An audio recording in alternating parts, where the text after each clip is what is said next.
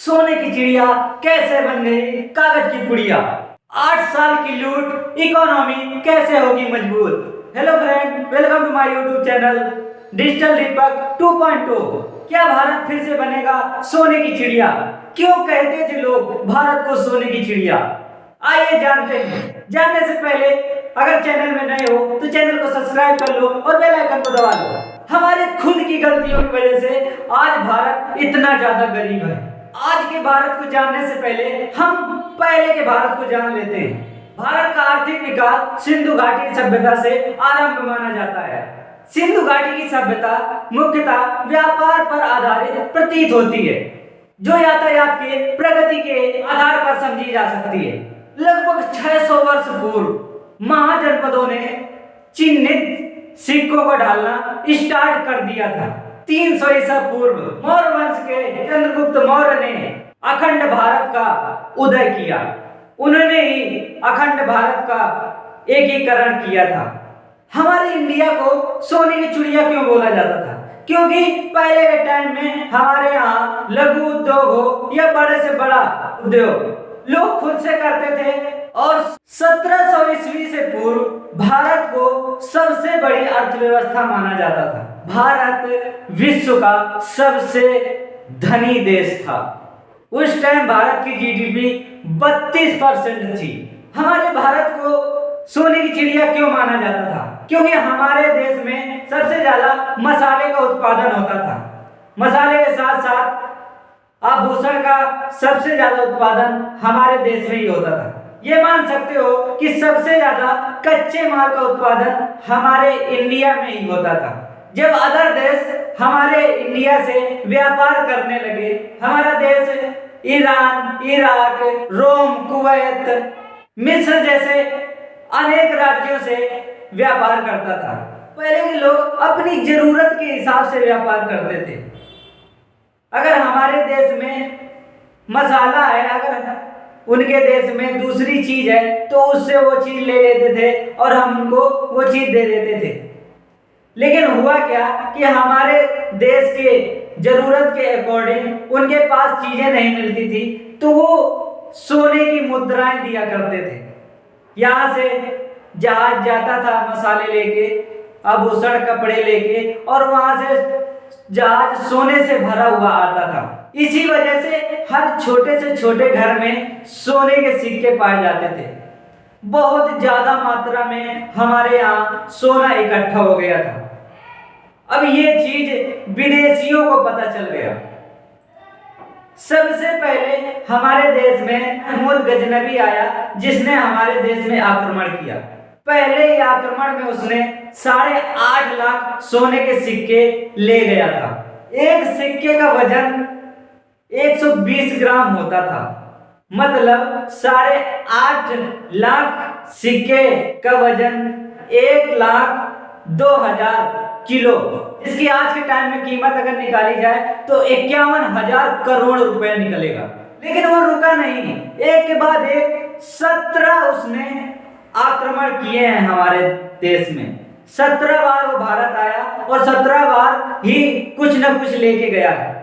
जब सोमनाथ मंदिर में उसने आक्रमण किया था तो वहां से 20 लाख सोने के सिक्के ले गया था। यह सिलसिला 8 साल तक चलता रहा।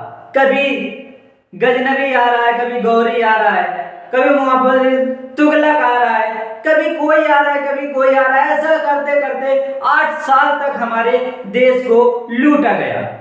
लेकिन उससे भी हमारे देश में ज्यादा प्रॉब्लम नहीं आई जितनी प्रॉब्लम अंग्रेज के बाद आई है। उन्होंने केवल 2 साल ही राज किया है हमारे देश में, और 2 साल में बिल्कुल कंगाल करके चले गए। जब अंग्रेज यहाँ से गए थे तब हमारे यहाँ की जीडीपी 3.2% रह गई थी। 3.5% ही जीडीपी हमारी रह गई थी। हमारे देश में सबसे पुराना बंदरगाह गुजरात के लोथल में था। वहीं से हमारा व्यापार स्टार्ट हुआ था। लेकिन खुशी की बात यह है कि जिस देश के लोगों ने हमारे देश पे 200 साल तक हुकूमत की है, उस देश को हम पीछे छोड़कर आगे निकल गए हैं। मतलब हमारी अर्थव्यवस्था 5वें नंबर की दुनिया के सबसे बड़ी अर्थव्यवस्था बन चुकी है। 2014 में हमारे देश की अर्थव्यवस्था 10वें नंबर में थी और आज वही ब्रिटेन को पीछे छोड़ते हुए 5वें नंबर की सबसे बड़ी अर्थव्यवस्था बन चुकी है। अमेरिका की जीडीपी 20 ट्रिलियन डॉलर की है, वहीं पे चीन की जीडीपी लगभग 13 ट्रिलियन डॉलर की है। जापान की जीडीपी लगभग 5 ट्रिलियन डॉलर की है और जर्मनी की जीडीपी लगभग 3.5 ट्रिलियन डॉलर की है। हमारे भारत की जीडीपी लगभग 3.25 से 3.5 ट्रिलियन की हो गई है और हमारे मोदी जी का सपना है कि 2027 से 29 तक 5 ट्रिलियन डॉलर की हो जानी चाहिए और हमारा देश उसी पे काम भी कर रहा है। अंग्रेजी राज से पहले हमारे देश के हर व्यक्ति की जीडीपी 1305 डॉलर की थी और उनके जाने के बाद हमारे देश की जीडीपी प्रति व्यक्ति 82 डॉलर की रह गई थी। हमारे देश से अंग्रेजों ने 45 ट्रिलियन डॉलर लूट के ले गए हैं। अब ये तो था इतिहास। अब सवाल ये उठता है कि हमारे देश की अर्थव्यवस्था कैसे सही होगी, क्या फिर से सोने की चिड़िया बन पाएगा? दोस्तों, बनाने के लिए सोने की चिड़िया कोई एक इंसान तो कर नहीं पाएगा, हमें सभी को मिलके करना पड़ेगा। एक अकेला इंसान बोल रहा है स्वरोजगार करो स्वरोजगार करो, लेकिन मान कोई नहीं रहा है। एक इंसान के बोलने से कुछ भी नहीं होने वाला। जब तक हम कदम नहीं बढ़ाएंगे तब तक हमारे देश सोने की चिड़िया नहीं बन पाएगी। सोने की चिड़िया कैसे बनेगी? आपको फिर से वही पैटर्न अपनाना पड़ेगा जो पहले लोग करते थे। ज्यादा से ज्यादा अपने माल का निर्यात करना, आयात ना करना। इस टाइम पे क्या होता है, ज्यादा से ज्यादा माल का आयात होता है, निर्यात नहीं होता। हर साल हमारा देश निर्यात के मामले में घाटे में ही रहता है क्योंकि उसको ज्यादा माल मंगाना पड़ता है और वो कम माल भेज पाता है।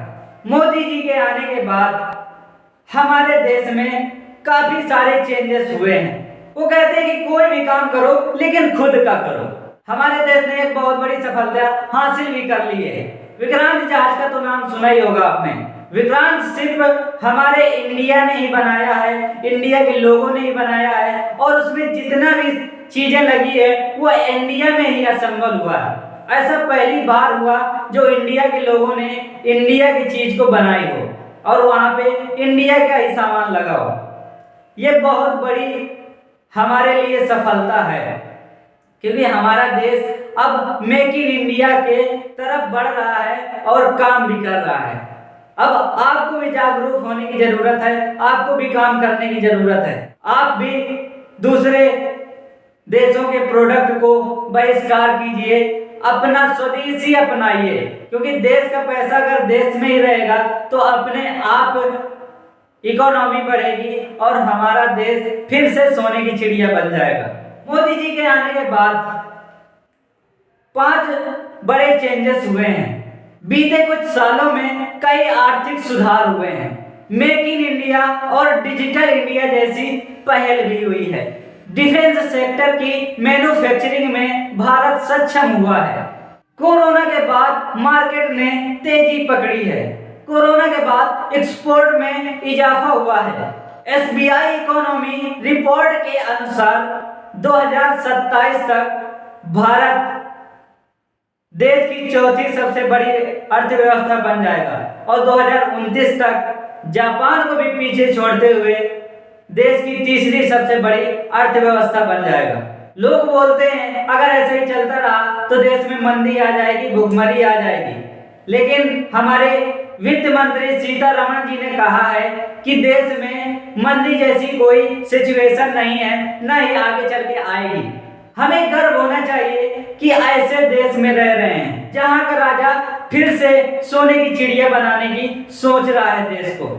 हमें उसके साथ मिलके कंधे से कंधे मिलाकर चलना चाहिए। हमें सारी चीजें भूल के अगर वो कोई चीज बोल रहा है तो उसकी बातें सुन के उसके कंधे में कंधे मिला के चलो। देखो आने वाले टाइम में देश सोने की चिड़िया फिर से बन जाएगा और उसमें सबसे बड़ा योगदान आपका रहेगा। आइए सब लोग मिलके बनाते हैं देश को फिर से सोने की चिड़िया। एक बार पहल करते हैं मेक इन इंडिया की। अगर वीडियो अच्छा लगा हो तो लाइक करें, कमेंट करें, शेयर करें, चैनल को सब्सक्राइब करें और बेल आइकन को दबाना ना भूलें। Thank you so much. जय हिंद।